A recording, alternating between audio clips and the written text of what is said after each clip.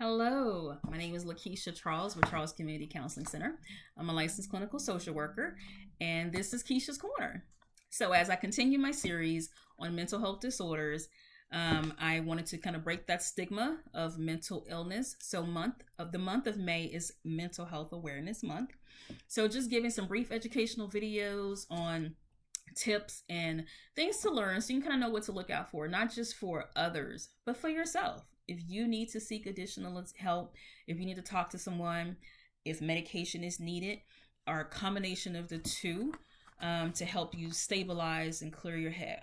So I want to touch on something that's a little touchy, and that's personality disorders. The reason why it's a little touchy, because saying someone has a personality disorder, it can make a person feel like something is wrong with them because because it's attacking their personality.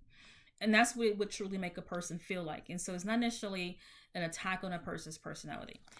It becomes a disorder, once again, when it impairs your functioning, okay? If it's impacting your relationships. So you may have something that's similar to this, like, for example, obsessive compulsive disorder versus obsessive compulsive personality type, okay? So a person can have this, they can mimic some of the things or kind of have some of those symptoms or mimic that type of personality, okay? But it becomes a disorder when it starts impacting your social and occupational functioning.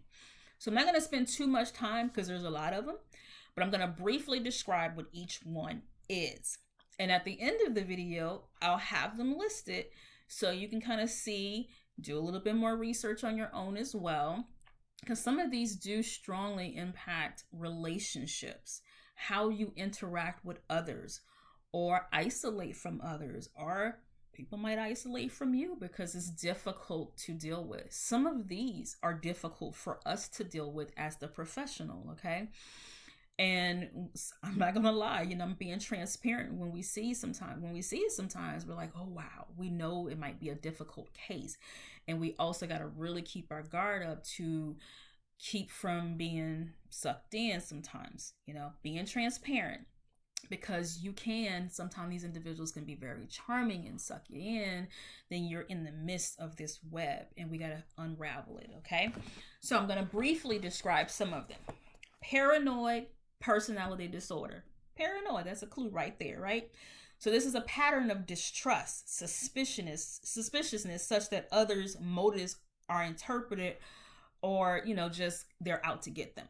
Okay, they're paranoid of everybody, okay? Of everything that's going on with them, even sometimes things they may see on TV. Schizoid personality type. Okay, remember I talked before about schizophrenia.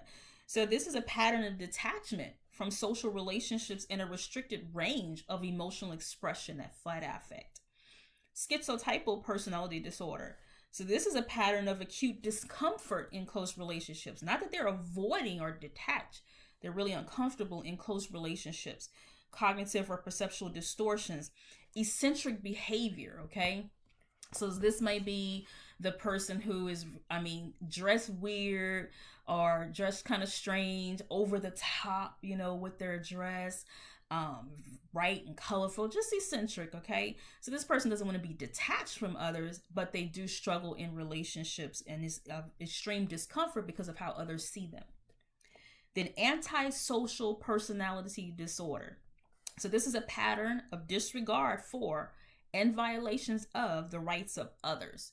So I worked in corrections many years ago. Everybody that came into the prison was diagnosed with antisocial personality disorder because they broke a law. They violated the rights of someone else. Borderline personality disorder. It's one of those difficult ones I was telling you about. This is a pattern of instability in interpersonal relationships, self-image and affects, and marked impulsiveness. This person may have that I love you, I hate you relationship, charming, bring you in, but if you get too close, pushing you away subconsciously, okay? May threaten to hurt themselves if you leave them, but then they tell you to leave, so borderline personality disorder.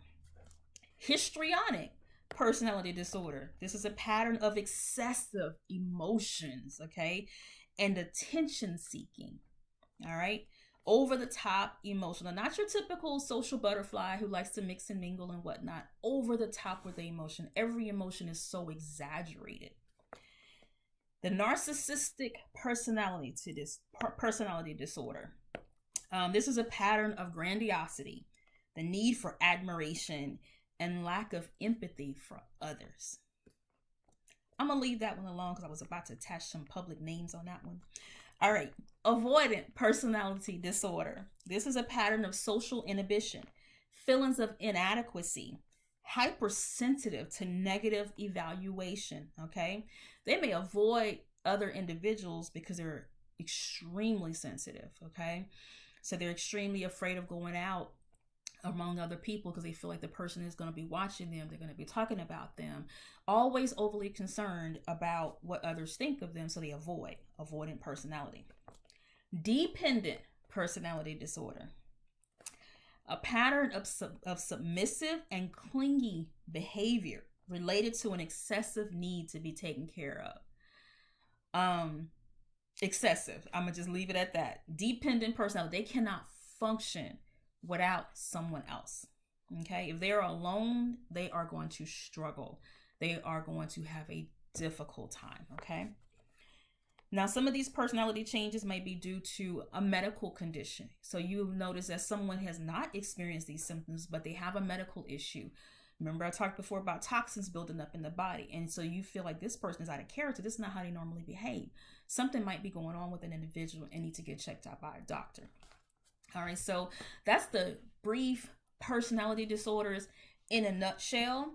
Of course, each one has a list of criteria for those, but those are the different personality disorders listed in the Diagnostic and Statistical Manual of Mental Disorders, okay?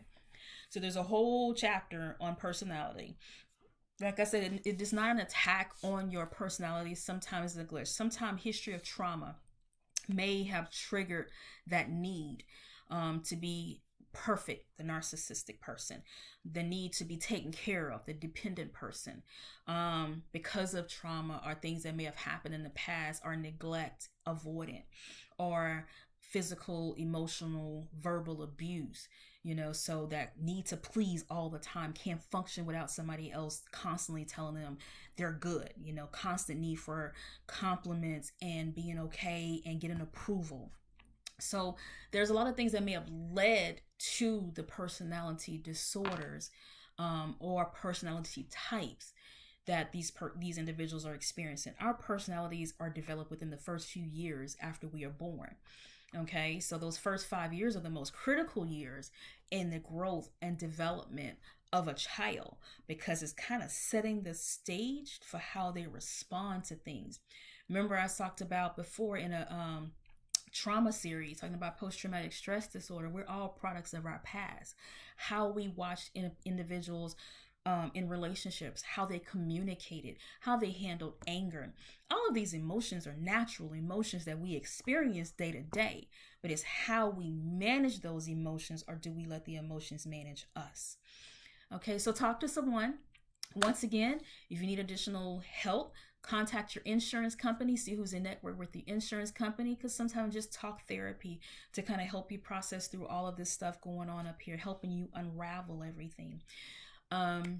Not necessarily a medication per se for a personality disorder. However, many times these personality disorders, when it becomes a disorder, is accompanied by another issue, like major depression, bipolar disorder, something like that. Okay, so many times the personality type disorders is accompanied by some other severe disorder that needs to be addressed. And then you can talk through the rest, work through the rest, develop skills to help you through the rest. All right, that's it. Don't forget to stay tuned for the last slide to get some tips and help information that might be able to benefit you or someone close to you. All right, talk to you later. Thank you.